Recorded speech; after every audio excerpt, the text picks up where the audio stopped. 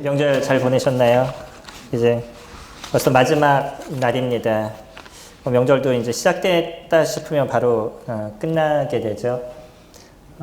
어떠면 참 좋은 것과 안 좋은 것은 항상 공존한다라고 생각이 됩니다. 저희 가족들을 보지 못하는 어려움이 있고요. 또 이때 1년에 한 번 아니면 2번 정도 볼 수 있는 기회에 또 그것을 이루지 못하는 어려움이 또 있는가 하면 또 한편으로는 그렇기 때문에 조금 더 저희가 편히 있을 수 있는 부분들도 없지 않아 있다라고 생각이 됩니다. 저도 이번에는 조금 이틀 정도를 거의 편하게 좀 쉬어봤던 시간이었던 것 같아요. 명절도 여전히 저희는 예배를 준비해야 되고 또 말씀을 준비해야 되기 때문에 가족이 오게 되고 그러면 쉬는 날이 거의 없었었는데 이번에 한 이틀 정도를 거의 조금 편하게 쉬었던 시간이 되었습니다. 그러면서 영화를 한 편 이렇게 봤었어요. 영화를 한 편 보면서 무슨 영화인지도 잘 모르는 가운데 제가 영화를 이렇게 봤었었는데 아주 미래 세계에 대한 이야기를 이렇게 그려줬습니다. 프랑스 영화인지 이탈리아 영화인지 어디 영화인지도 잘 모르는, 다만 이제 그 배우는 얼굴을 좀 알겠는데 그 언어가 어떤 언어인지 잘 구분이 안 되더라고요. 근데 영화의 내용이 사람들이 갖고 있는 생각을 컴퓨터에서 다 이렇게 제어를 하는 그런 시대인 거예요. 그러니까 내가 눈에 보이는 자체를 이거를 내가 그것을 생각하면 다른 사람한테 영상으로 보여줄 수 있는 어떤 건지 이해되시나요? 제가 지금 보고 있는 걸 그걸 갖다 기억에 저장을 하고 있는데 이 저장한 걸 다른 사람한테 넘겨줘요. 그럼 그 사람이 내가 무엇을 봤는지를 그 컴퓨터에서 파일을 보듯이 보는 이제 이런 그 설정입니다. 그러다 보니까 어떤 문제가 생기냐면 다른 사람이 보는 자체를 해킹을 해서 생각을 바꾸게 하는 거예요. 그러니까 내가 지금 성도님들을 이렇게 지금 보고 있는데 보고 있는 이 생각을 파일을 바꿔버리면, 해킹을 해서 파일을 바꿔버리면 저는 지금 내 눈에 지금 다른 것이 펼쳐지는 상황이 될 수도 있다는 거죠. 이런 어떤 설정 속에서 이야기를 쭉 진행하는 것을 봤습니다. 충분히 가능하다는 생각을 없지 않아 갖게 됐었어요. 그러면서 느끼는 게 뭐냐면 내 눈에 지금 보이고 나는 이게 옳아라고 생각하는 그것이 다 옳지 않을 수도 있다는 거죠. 내가 지금 보는 것을 파일을 바꿔버리면 그 다음에는 내 눈에 다른 것이 펼쳐져 버리는 거예요. 나는 지금 옳은 것을 본다라고 느끼지만 실질적인 것은 다른 것을 보게 되는 이런 상황이 나타날 수도 있다는 가설 속에서 이야기를 이렇게 진행을 하고 있습니다. 이게 이제 사람이 갖고 있는 오류에 대한 부분인 거죠. 많은 사람들은 무엇을 갖고 생각을 하냐면 내 눈에 보이는 것만을 생각을 갖습니다. 왜 신을 믿지 못하냐라고 얘기하면 결국 아주 단순한 논리 속에서 이야기를 해요. 신을 나에게 보여줘야 그럼 내가 믿겠다라고 얘기를 하죠. 그러니까 내 눈에 보이느냐 보이지 않느냐, 그것이 사람들이 생각하고 있는 믿느냐 믿지 못하느냐의 어떤 가장 큰 결정체가 되어 가고 있다는 거죠. 내 눈에 보이지 않으면 그것을 믿지 않으려고 그래요. 그러니까 많은 사람들이 지금 현실에 취중하려고 그러고 현실이 갖고 살아가는 더 좋은 것을 붙잡으려고 노력하는 게 더 큰 사람들의 모습인 거죠. 저희들은 어떤 것을 따라가는 사람들인가요? 내가 지금 보이는, 눈에 보이는 것을 붙잡는 인생을 살아가나요? 아니면 보이지 않는 것을 더 크게 생각하는 그런 삶을 저희들이 살아가나요? 여전히 그리스도인들에게서 나타나는 문제 속에 하나도 보이는 것에 너무 치중된 인생을 살아가고 있다는 거죠. 이거는 조금 아이러니한 겁니다. 왜냐하면 그리스도인이라는 자체가 무엇이겠어요? 보이는 것을 추구하는 인생이에요? 보이지 않는 것을 추구하는 인생이에요? 사실 그리스도인들은요, 보이지 않는 것을 더 크게 생각하고 살아가는 삶의 모습을 갖고 있습니다. 그런데 여전히 우리가 무시하지 못하는 것은 내 눈에 보이는 지금 현실에 대한 부분인 거예요. 이것이 너무나 우리에게 크게 느껴지게 되면 그 다음부터 무엇이 보이지 않냐면 하나님이 보이지 않는 그런 인생을 저희가 살아가게 됩니다. 저희가 아는 것처럼 인생에 대한 모습은 보이는 것보다는 보이지 않는 것이 더 많다라는 것이에요. 보이는 것이 더 온전한 것이 아니라 보이지 않는 것이 더 온전한 부분들이 저희들에게 많이 있다라는 거죠. 거기에 대표적인 것이 이제 지동설이냐 천동설이냐 이거에 대한 싸움이었던 거죠. 프톨레마이오스라는 사람이 유명한 그 천문학자입니다. 이 사람이 알마게스트라는 책을 졌는데 그때 당시 진 책이 13권짜리예요. 그 얼마나 방대한 양의 그 우주에 대한 연구를 했겠어요. 이 사람이 이제 연구해 놓은 것 중에 하나가 뭐냐면 우주에 있는 별이 1022개다라고 얘기했어요. 아니 어떻게 그것을 결정을 했는지 모르겠어요. 22개까지 딱 맞췄는데 그 사람이 갖고 있는 여러 가지 연구를 통해서 나온 이야기입니다. 근데 지금 별이 몇 개죠? 저희들이 상상할 수 없는 수만큼의 별들이 있는 거죠. 그러니까 그 사람은 눈에 보이는 것을 상상해서 그것을 만들어 놓은 거예요. 더 큰 문제는 뭐냐면 천동설을 주장하는 사람이고 이 사람이 2세기 시대 사람입니다. 그러니까 120년, 30년 그때 당시 살았던 사람을 제가 기억하는데 기원후 2세기에 살았던 사람이었는데 그때 이 사람이 주장했던 이 천동설에 대한 이야기는 17세기가 되기까지 그것을 그 정설로 믿으면서 사람들이 살아왔어요. 그러니까 약 1400년이라는 기간 동안, 그 이전에도 마찬가지고 이 사람이 주장한 그 이후로도 1400년이라는 기간 동안에 모든 사람들이 그것이 맞다라고 생각하면서 살아왔던 거죠. 왜 그러죠? 눈에 보이는 것이기 때문에 그렇습니다. 우리가 보면 태양이 움직이잖아요. 그러니까 우주의 중심은 누가 되냐면 지구가 되는 거죠. 지구가 우주의 중심이고 그 위에 모든 것들, 별들이라든지 아니면 태양이라든지 이 모든 것은 지구를 중심으로 해서 그들이 올라갔다 떨어졌다 뭐 이런 것을 반복한다라고 사람들은 믿어왔던 거죠. 이게 눈에 보이는 것을 믿는 사람들의 오류에 대한 부분입니다. 근데 그게 많았던 사람들, 약 1400년이라는 그 긴 시간 속에 살았던 사람들이 이것에 대한 의문을 갖지 않았다는 거예요. 그것에 대한 의문을 가졌던 사람이 최초의 사람으로 등장하는 게 누구죠? 코페르니쿠스죠. 코페르니쿠스가 그가 얘기했던 게 지구는 돈다라는 이야기를 했었던 거죠. 이 이야기에 대한 게 결국은 그 16세기에 있었던 일인데 그 이야기에 대한 게 나중에 드러난 게 갈릴레오 갈릴레이가 천체 만환경을 발견하면서 그때야 비로소 지구가 도는구나 라는 것이 실질적으로 증명이 됐습니다. 얼마나 오랜 시간 동안 사람들이 믿었던 거예요. 보는 것만을 믿었던 사람들이 그 잘못된 인생을 살아오고 있었다는 거죠. 물론 그것이 인생을 사는 데 있어서 그렇게 큰 문제가 되지는 않을 것입니다. 다만 우리는 이것을 통해서 무엇을 볼 수 있는 거냐면 사람들이 갖고 있는 그 인지의 오류, 생각의 오류, 보는 것에 대한 오류, 이것이 얼마나 크다는 것을 저희들이 느낄 수 있는 거죠. 이거는 지금 살아가는 사람들 속에서도 나타나는 가장 큰 문제인 거죠. 그게 무엇이냐면 하나님이 없다라고 얘기하는 그런 모습인 겁니다. 하나님을 봐야지만 믿는다라고 얘기하는 사람들의 모습은 그 눈의 속에 왜 하나님이 보는 것이 그들에게 있어서 온전한 것이 아닌지에 대한 인지가 그들에게 없기 때문인 거예요. 또한 믿는 크리스찬들의 삶에서도 우리는 고민해야 되는 것은 무엇이냐면 예수 그리스도께서 하셨던 말씀, 진리를 알지니 진리가 너희를 자유케 하리라는 이 말씀이 우리들의 인생에 있어서 얼마나 중요한 것인지를 우리가 다시 한번 생각해야 될 필요가 있는 것이죠. 진리는요, 예수 그리스도 그분을 이야기를 합니다. 다시 얘기하면 진리이신 예수 그리스도 그분을 알게 됐었을 때만이 이 지옥의 형벌에서부터 저희들이 건짐을 받을 수 있고 참된 하나님의 자녀로서의 인생을 저희들이 살아갈 수 있는 거죠. 그 진리를 알지 못하는 사람들은 그냥 보이는 것을 갖고 인생을 살다가 그렇게 인생의 모든 것을 마치게 됩니다. 그것이 마치게 되면 가야 될 곳이 어디겠어요? 그들은 전혀 믿지 않죠. 내세를 보여주면 내가 믿겠다라고 얘기하는 사람들은 내세는 이미 보는 순간에 모든 것이 다 끝나져 버리는 거죠. 어떤 사람은 죽었다 살아났다라고 주장하는 사람들이 있고 내가 지옥을 봤다라고 얘기하고 내가 천국을 봤다라고 얘기하는 사람들이 있지만 그런 사람들의 얘기를 저희가 신빙성 있게 받아들일 수 없는 것은 지금 시대에 죽음 속에서 다시 살아난다는 것이 그리 쉬운 것이 아니기 때문인 거죠.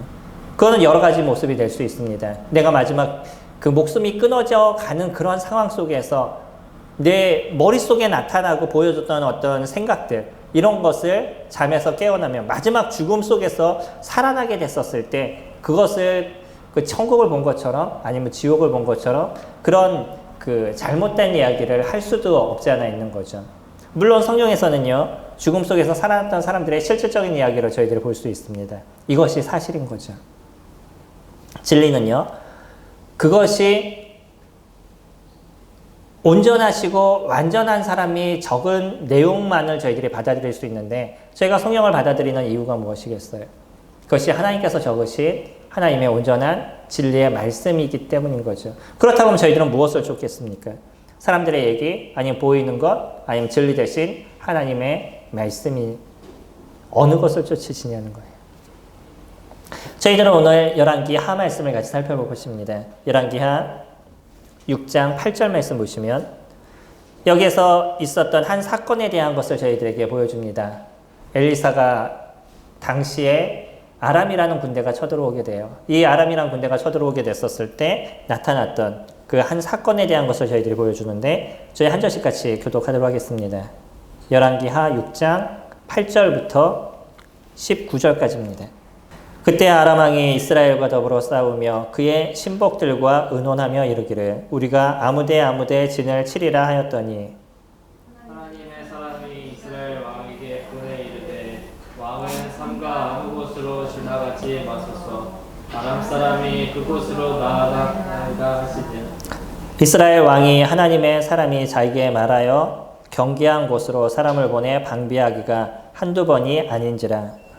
이러므로 아람 왕의 마음이 불안하여 그 신복들을 불러 이르되 우리 중 누가 이스라엘 왕과 내통하는 것을 내게 말하지 아니하느냐 하니, 그 신복 중에 한 사람이 이르되 우리 주 왕이여 아니로소이다. 오직 이스라엘 선지자 엘리야가 왕이 침실에서 하신 말씀을 이스라엘의 왕에게 고하나이다 하는지라. 왕이 이르되 너희가 엘리사가 어디 있나 보라. 내가 사람을 보내어 그를 잡으리라. 왕에게 아뢰어 이르되 보라, 그가 도단에 있도다 하이라. 왕이 이에 말과 병거와 많은 군사를 보내매 그들이 밤에 가서 그 성읍을 에워쌌더라. 하나님의 사람의 사환이 일찍이 일어나서 나가보니 군사와 말과 병거가 성읍을 에워쌌는지라. 그의 사환이 엘리사에게 말하되 내 주여, 우리가 어찌하리이까 하니, 대답하되 두려워하지 말라. 우리와 함께 한 자가 그들과 함께 한 자보다 많으니라 하고, 기도하여 이르되 여호와여, 원하건대 그의 눈을 열어서 보게 하옵소서 하니, 여호와께서 그 청년의 눈을 여시매 그가 보니 불알말과 굵은물과 산에 가득하여 엘리사를 둘렀더라. 아람 사람이 엘리사에게 내려오매 엘리사가 여호와께 기도하여 이르되 원하건대 저 무리의 눈을 어둡게 하옵소서 하매 엘리사의 말대로 그들의 눈을 어둡게 하신지라.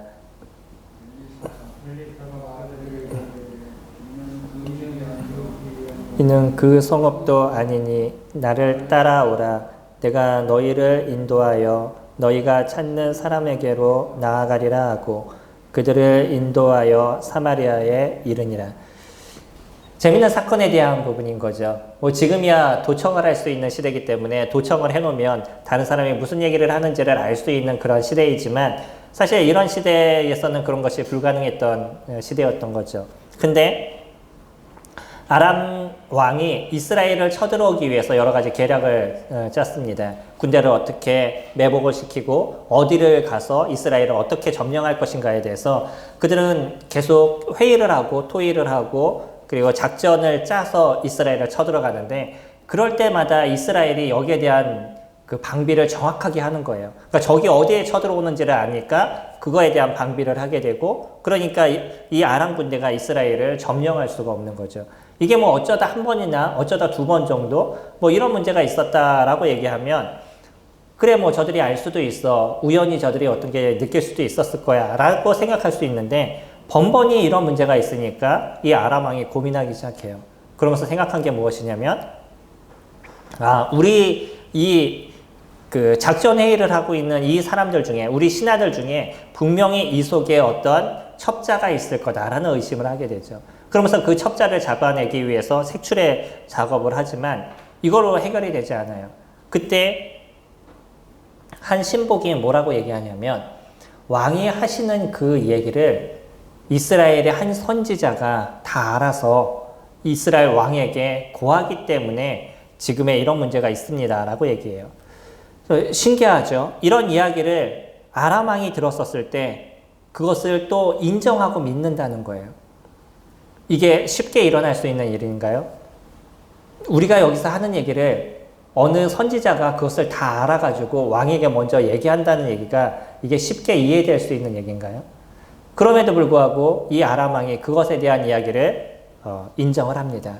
그리고 나서 그러면 그 사람이 누구냐? 엘리사라는 사람인데 그럼 내가 그 엘리사라는 사람을 먼저 잡겠다라고 얘기를 해요. 그리고 나서 엘리사가 있는 장소를 알아보라고 얘기하는데 도단이라는 곳에 엘리사가 있다라는 얘기를 듣고 아람의 많은 군대를 이끌고 그 엘리사를 잡으러 갑니다. 어느 날 아침에 엘리사의 사환, 엘리사와 함께 있었던 제자 중에 한 사람이 그것을 보고 나서는 깜짝 놀랐어요. 밖에 쳐다보니까 아람 군대가 수많은 아람 군대가 그 앞에 진을 치고 있는 거죠. 너무 놀래고 이제 도저히 어떻게 해야 될지 몰라서 두렵고 떠는 그런 상황 속에 있었을 때 그가 엘리사를 보고 그렇게 얘기합니다. 이 아람 군대가 이렇게 쳐들어왔어요. 엘리사요, 우리가 이제 어떻게 해야 됩니까? 우리 이제 죽을 수밖에 없어요. 라고 그가 떨면서 얘기를 하는데 엘리사는 그런 모습을 그대로 같이 보고 있으면서도 전혀 두려워하거나 떨지를 않는다는 거예요. 그러면서 뭐라고 얘기를 하냐면 16절에 대답하되 두려워하지 말라. 우리와 함께 한 자가 그들과 함께 한 자보다 많으니라 하고 기도하여 이르되 여호와여 원하건대 그의 눈을 열어서 보게 하옵소서 하니 여호와께서 그 청년의 눈을 여심해 그가 보니 불말과 불병거가 산에 가득하여 엘리사를 둘렀더라. 그가 전혀 보지 못했어요. 그의 눈에 보이는 것은 아람 군대밖에 보이지 않았습니다. 근데 엘리사가 기도하고 우리와 함께하고 있는 이 영적인 존재, 우리를 지키고 있는 이 천사의 존재가 얼마나 많은 것인지를 그에게 보여달라고 얘기했었을 때 이 청년의 눈이 열렸습니다. 그전에는 보이는 것만을 생각했었어요. 근데 지금 보이지 않은 그 영적인 존재를 그의 눈을 통해서 직접적으로 보게 됐었을 때는 그가 갖고 있었던 모든 두려움이 한순간에 다 없어지게 됐다는 거죠. 이제는 전세가 완전히 역전이 됐습니다. 보이는 것만을 위해서 인생을 살았다 그러면 그는 여전히 두려움 속에서 인생을 살아갈 수밖에 없었을 거예요. 근데 보이지 않는 곳에서 이 영적인 존재가 그들을 지키고 있다는 것, 얼마나 많은 존재가 있었는지 모르지만 수많은 불말과 불병거가 있었다 그래요. 산을 둘러쌀 정도의 불말과 그 불병거가 있었다 그러면 얼마나 많은 천사들이 거기서 대기하고 있었는지를 저희들이 생각해 볼 수 있는 거죠. 그런 많은 존재들이 그들을 보호하고 있었어요. 이거는 이들만일까요? 저희 크리스찬들이 살아가는 삶에서 왜 우리가 진리를 알아야 된다라고 얘기하는 거냐면 그거는 단순하게 우리가 지옥에서 건짐을 받은 이 하나로의 부분만을 주님께서 얘기하지 않으신다는 거예요. 물론 이것처럼 놀라운 것은 없습니다. 근데 많은 크리스찬들이 내가 참된 구원 안에 있다는 그 은혜와 내가 구원 안에서 살아가고 있다는 그 삶에 대한 기쁨을 많이 누리지를 못한다는 거예요. 그러면서 어디에 더 집중하는 인생을 살아가냐면 이 현실에 더 많은 집중을 하는 인생을 살아가고 이 현실 속에서 힘들어하고 어려워하고 두려워하는 그런 인생을 살아가게 되는 거죠. 이거는 우리가 그들의 모습들을 아니면 때로는 우리가 일어나고 있는 이런 모습들을 함부로 얘기할 수 없는 거는 별 수 없이 우리는 인생을 살아가면서 내 눈에 보이는 것을 무시하지 못하기 때문인 거죠. 근데 저희들은요, 조금 더 고민해야 되는 거는 보이는 것보다는 보이지 않는 것. 이 보이지 않는 것의 진정한 진실에 대한 것을 저희들이 바라보고 생각해 볼 필요가 있습니다.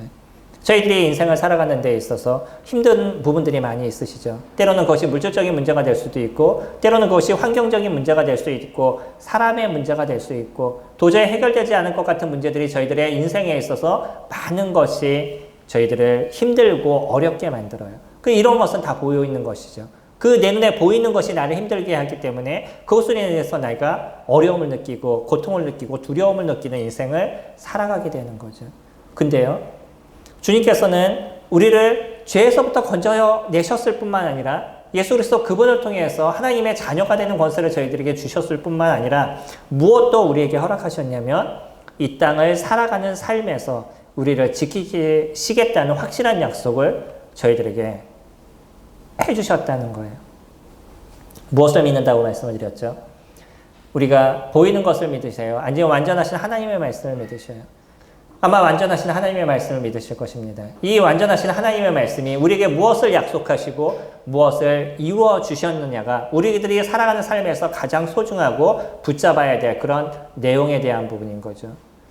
주님은 그렇게 우리를 붙잡아 주시겠다라고 약속을 하셨어요. 그리고 그렇게 붙잡아 주시는 인생을 저희가 살아갈 수 있도록 도와주셔요.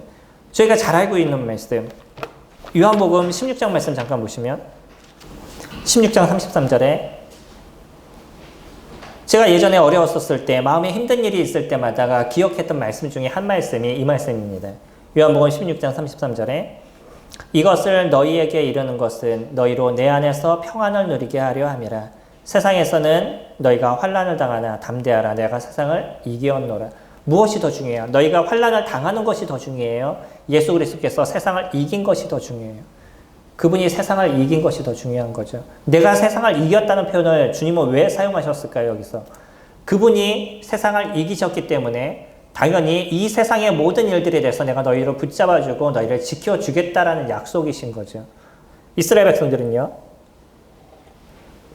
아니 예수님의 제자들은요, 이 이후에 예수님이 잡히시는 그 고난을 직접 보아야 되는 그런 상황이었었어요.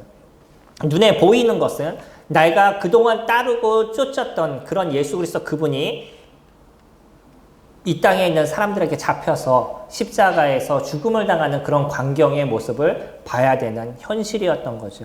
근데 그 이야기가 그런 일이 금방 일어날 것이지만 그러나 주님께서는요, 그것으로 너희들이 두려워하거나 힘들어하지 말라는 것이에요. 내가 너희에게 평안을 줬고요. 예수 그리스도 그분이 이 세상을 이겼기 때문에 내가 너희를 지키겠다라고 예수님께서 말씀하신 거죠. 제자들은 처음엔 그것을 이해하지 못했습니다. 그래서 예수님이 잡히시는 그런 순간에 모든 제자들이 다 예수님을 버리고 도망을 갔었어요. 그리고 그 이후의 시간들이 지나면서 예수 그리스도의 부활하심을 그들이 직접 보고 그분이 참된 하나님의 아들이심에 대한 확신과 보이는 것이 아니라 보이지 않는 것이 더 중요하다는 것을 그들이 알게 됐었을 때 그 이후로 오히려 예수님이 주님의 나라로 임하시고 난 그 이후에 예수 그리스도를 따르는 그들의 목숨까지 내놓는 인생을 살았던 것이 제자들의 모습이었던 거죠. 이들은 확실히 깨달았습니다. 단순히 보이는 현실에 대한 것이 더 중요한 것이 아니라 보이지 않는 가운데서 이루어가시는 하나님의 그 역사와 하나님의 그 손길, 그것이 얼마나 더 소중하고 중요한 것인지에 대해서 그 제자들은 정확하게 깨달았다는 거예요. 그리고 저희들이 보는 것처럼 사도행전의 말씀은 그들의 목숨을 내놓고 인생을 살아가는 그런 제자들의 모습들을 저희들에게 그려주고 있는 거죠.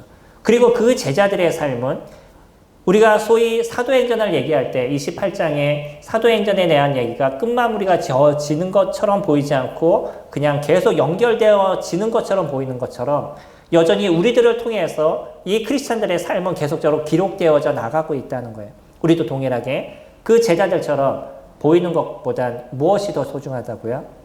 보이지 않는 것, 그것을 붙잡는 인생을 저희들이 살아가고 있는 것이죠. 때로 우리들 삶에 힘듦이나 어려움의 문제가 있었을 때 보이는 것만 너무 치중하는 인생을 살지 않으셨으면 좋겠습니다.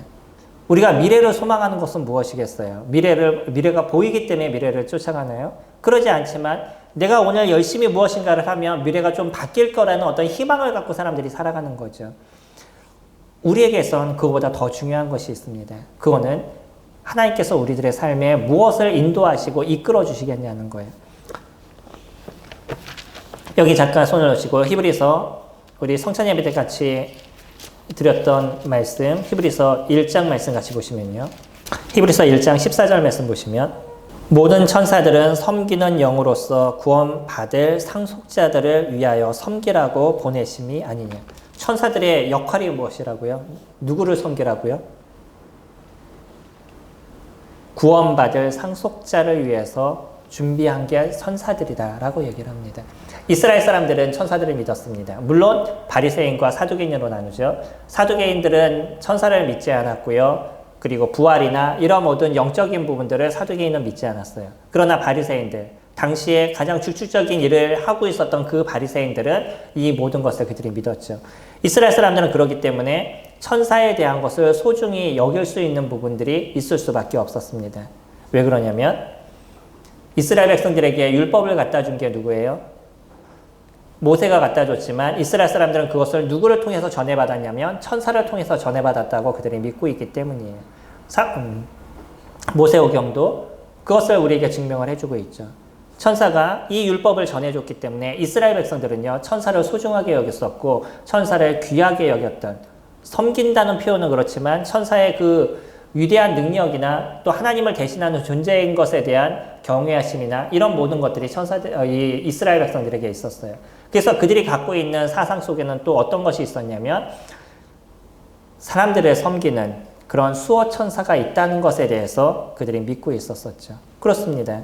그거는 단순히 이스라엘 사람들의 믿음이 아니라 하나님께서 이루신 그런 그 역사에 대한 부분이죠. 아까 보았던 것처럼 구원받을 사람들, 참된 그 생명이 있는 주님의 자녀들을 보호하시기 위한 천사들을 저희들에게 함께 해주고 계신다는 거예요. 보이시나요?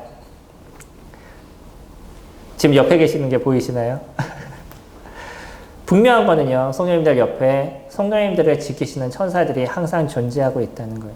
이거는 무엇까지도 우리가 얘기를 할 수 있는 거냐면 우리가 어떤 행동을 하고 어떤 모습을 갖고 또 어떻게 움직이는지조차도 천사들은 그것을 보고 누구한테 보고하겠어요? 하나님께 보고하는 일들을 천사들이 이루어가고 있는 거죠. 우리들이 살아가는 삶의 모든 여정에 대한 걸 그대로 주님 앞에 이야기하는, 우리를 지키고 보호하고 이런 이야기와 모든 것을 함께하는 것이 천사들의 모습인 거예요. 이것이 저희들을 지키는 아름다운 영들에 대한 부분입니다. 우리가 보이는 것만을 갖고 인생을 살아가면 우리들 삶에 나타나고 있는 힘듦과 어려움에 우리들의 마음의 모든 것을 빼앗기는 시간들을 가져가게 될 것이에요. 그러나 하나님께서 우리에게 주신 이 놀라움의 은혜에 대한 부분을 저희들이 기억하는 시간들을 갖는다 그러면 보이지 않는 곳에서 이루신 하나님의 역사와 은혜가 어떤 것인지를 저희들이 보아가는 인생을 살아가는 거죠. 사람들의 관계가 힘드시나요? 그 관계에 대한 부분들을 주님께서 새롭게 하실 겁니다. 다만 우리는 무엇이 필요한 거냐면 그것을 주님 앞에 내려놓고 하나님의 그 놀라우심과 선하심 속에 기도하는 그러한 삶을 우리가 살아가느냐에 대한 부분인 거죠. 물질적인 것이 필요하시나요? 주님 앞에 기도하시기 바랍니다. 어떤 길을 인도하시던 내가 일할 수 있는 일들 또 새롭게 할 수 있는 부분들을 주님께서 만들어 가실 거예요. 환경적인 것이 힘들다 그러면 그 환경을 이길 수 있는 힘을 주님께서 저희들에게 주실 것입니다. 아까 말씀드렸던 제자들도 그 당시의 모든 것이 무너지는 듯한 생각을 가질 수밖에 없었죠. 그들의 인생을 투자해서 예수 그리스도를 쫓았는데 그들의 선생이라고 얘기하는 내가 쫓을 그 완전하신 그분이 한순간에 죽음을 당하는 걸 봤었을 때 제자들의 소위 얘기하는 멘탈이 어떻게 됐겠어요? 모든 것이 다 무너졌겠죠. 그들이 여태까지 추구했던 모든 것이 한순간에 무너지는 것을 그들이 느끼게 됐었을 겁니다. 그러나 그거는 더 새로움을 가기 위한, 새로움으로 들어가기 위한 하나의 터널에 불과했던 거죠. 통과 의례에 불과했던 겁니다. 그 아픔의 시간들을 통과하게 돼야지만, 그 고통의 시간들을 통과하게 돼야지만 예수 그리스도의 진정한 구원의 역사가 이루어지기 때문에 주님께서는 그와 같은 일들을 이루어 가셨던 거죠. 저희들도요, 인생을 살아가는 데 있어서는 여러 가지 문제들이 있고 힘든 부분들이 우리에게 있지만 그것 또한 우리가 좀 더 나아지는 인생을 살아가기 위한 하나의 통과의 모습이 되어져 갈 거예요. 주님께서 우리에게 어떠한 일들을 보이시고 더 새로운 것을 주시기 위한 하나의 길이 될 것입니다. 그 일들에 있어서 주님 앞에 기도하시기 바랍니다. 더 중요한 거는 보이지 않는 가운데서 일하시는 하나님의 역사인 것이에요. 우리들 근처에서 일하고 있는 이런 천사들의 모습은 우리를 새롭게 만들고 더 온전한 길로 이뤄가기 위한 일들을 그들이 만들어가고 있다는 거죠. 오늘의 본문의 말씀에서 이 사화는, 이 어린 청년은 눈에 보이는 것의 두려움이 무엇인지를 정확하게 깨달았어요. 쳐들어왔던 아람 군대를 보면서 그의 사지가 흔들리는 그런 그 두려움을 그가 맛보았지만 그러나 온전한 것을 보게 됐었을 때 그를 지키는 존재들이 어떤 존재인지를 정확하게 그의 눈을 통해서 보게 됐었을 때 그때야 비로소 세상에 대한 두려움과 어려움에 대한 문제가 한순간에 해결되는 것을 그가 알게 됐던 거죠. 우리들도요, 보이지 않는 하나님의 말씀, 그러니까 우리 인생에 우리 눈을 통해서 볼 수 없지만 그러나 하나님께서 우리들의 인생에서 어떤 것을 만들어 가시고 보이시는지를 저희가 주님의 말씀을 통해서 볼 수 있다 그러면 미래에 대한 두려움, 아픔, 고통 이런 것들을 이길 수 있는 힘이 저희들에게 있을 것입니다. 저희 본문으로 돌아가서 열왕기하 6장 말씀 같이 보시면 6장 그 이후에 18절 말씀 보시면 아람 사람이 엘리사에게 내려오매 엘리사가 여호와께 기도하여 이르되 원하건대 저 무리의 눈을 어둡게 하옵소서 하니 엘리사의 말대로 그들의 눈을 어둡게 하신지라. 엘리사가 그들에게 이르되 이는 그 길이 아니요 이는 그 성읍도 아니니 나를 따라오라. 내가 너희를 인도하여 너희가 찾는 사람에게로 나아가리라 하고 그들을 인도하여 사마리아에 이르니라. 이 아람 군대가 얼마나 많은 사람들이 왔는지 정확하게 알 수 없지만 한 사람을 잡으려 이 수만의 사람들이 몰려왔어요. 근데 그 많은 수만의 사람들이 그들에게 있다 할지라도 엘리사가 기도함을 통해서 그들의 눈이 멀게 됐었을 때, 그들이 앞을 보지 못하게 됐었을 때 그 수만이라는 사람들이 아무런 소용이 없어지게 되는 거죠. 엘리사 한 사람을 붙잡을 수 없는 그런 존재들로 한순간에 변하게 되는 거예요. 우리 눈은 그렇게 소중합니다. 옛사람들의 말 중에서도 팔복 중에 하나가 눈이라고 얘기를 하죠. 눈이 좋냐 안 좋냐 그거에 따라서 많은 어떤 차이들이 있습니다. 저도 컴퓨터를 많이 보고 뭐 미디어를 보는 시간들이 많다 보니까 점점 눈이 어두워지게 되고 어제 같은 경우는 말씀을 준비하면서 타이핑을 치는데 이 글씨가 보이질 않아요. 그래서 한동안 이렇게 그 고민이 좀 힘들었던 시간을 제가 보냈었는데 피로감이 좀 심하게 오면은 그 눈이 보이지 않는 게 더 심해집니다. 어떻게 하든 글을 맞춰야 되니까 막 글을 써놓고 오타를 찾고 그러는 건 자매한테 조금 이제 부탁을 해서 마무리를 이렇게 지게 됐었었는데 그렇게 눈이 잘 보이지 않을 때 너무나 답답하고 마음에 어려움이 있습니다. 그게 저희가 보이는 게 그만큼 소중하고 중요하다는 거예요. 그러니까 그러나 더 중요한 건 뭐냐면 보이지 않는 것을 볼 수 있는 그런 능력과 힘이겠죠. 이 아람 군대는요, 그들의 눈이 보이지 않았습니다. 그리고 나서는 엘리사 그 한 명을 잡을 수가 없었어요. 그 잡는 것이 문제가 아니라 이제는 어떤 상황이 됐냐면 자기네가 어떻게 행동해야 될지에 대해서 길을 찾지를 못했던 거죠. 그때 엘리사가 이 아람 군대를 이끌어서 사마리아로 이렇게 데려갑니다. 엘리사가 오라는 대로 별 수 없이 이 군대가 쫓아가야만 됐다는 거예요. 엘리사를 잡으러 왔던 존재들이 이제는 누구 얘기를 들어요? 엘리사의 얘기를 들을 수밖에 없는 그런 상황이 됐던 거죠. 내 눈에 보이지 않는데 그나마 이 사람이 나를 이끌어주니까 별 수 없이 그 사람에 대한 이야기를 듣고 가게 되는 거였죠. 눈이 보이지 않는다는 건 그 삶이 독립성이 침해를 받는 문제가 돼요.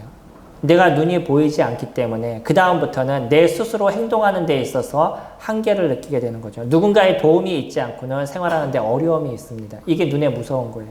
그렇다 그러면요, 우리가 영적인 소경이 되면 어떻게 될까요?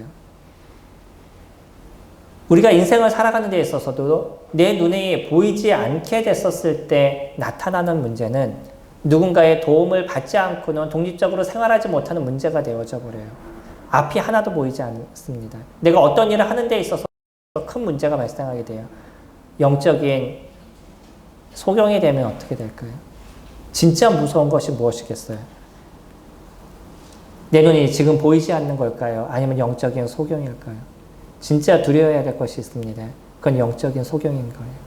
내가 지금 무엇을 하는지, 내가 지금 어떤 일을 생각하는지, 그것이 옳은 건지 그런지도 스스로 판단하지 못하고 다만 내가 하고 싶은 것, 그것만을 하려고 노력하는, 내가 지금 좋다라고 생각한 것만을 붙잡고 인생을 살아가는 것, 그것이 영적인 소경이 아니겠어요?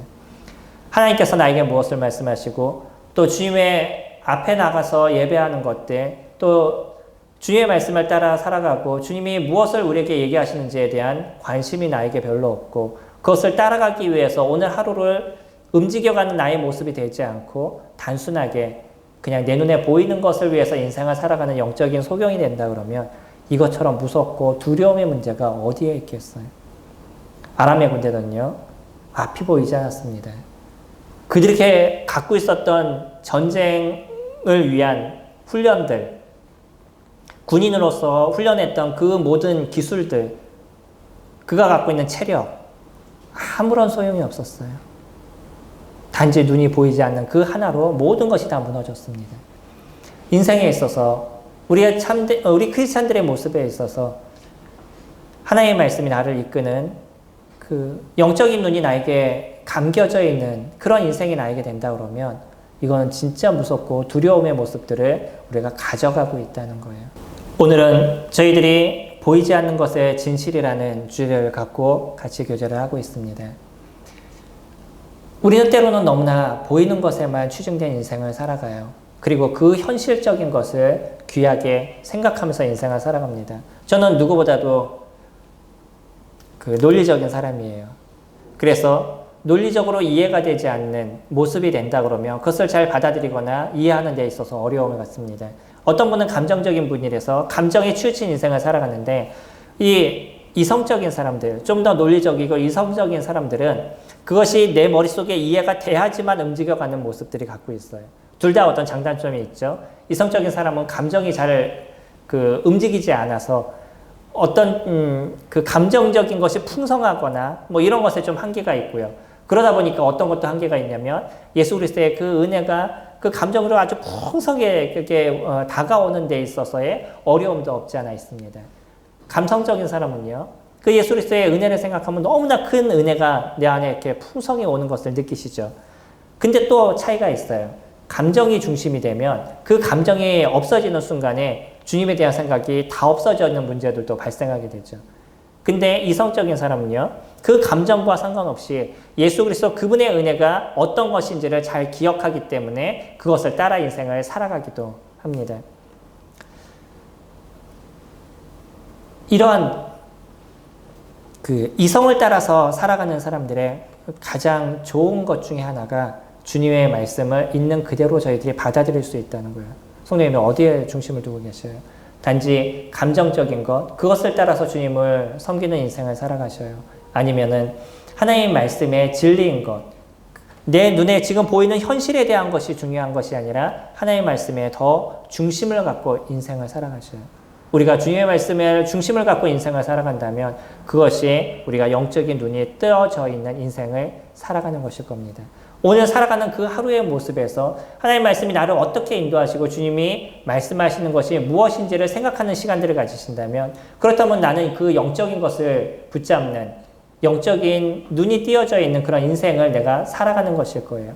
그러나 하루의 시간을 다 보내면서 그 하루의 시간이 다 지나감에도 불구하고 여전히 주님에 대한 기억과 하나님의 말씀이 나에게 무엇을 말씀하시는지에 대한 생각이 나에게 없다면, 그러면 우리는 다시 한번 내 인생에 대한 부분을, 내 영적인 부분을 생각해 볼 필요가 있습니다.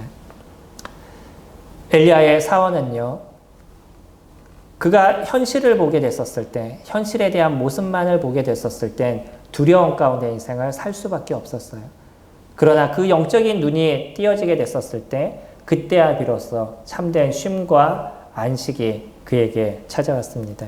우리에게서도 진정한 쉼과 안식은요, 내 눈에 보이는 현실에 대한 것이 아니라 보이지 않는 그 가운데서 나를 지키시고 인도하시는 그 천사의 존재, 하나님의 손길에 대한 존재, 나의 앞길을 인도하시는 그분에 대한 존재를 내가 볼 때 내 마음에 참된 쉼과 안식에 대한 부분을 찾아가실 수 있을 겁니다.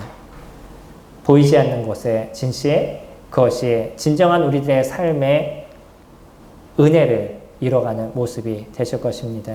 마지막 구정 연휴 주님이 주시는 쉼과 안식의 시간을 보내시길 소망합니다.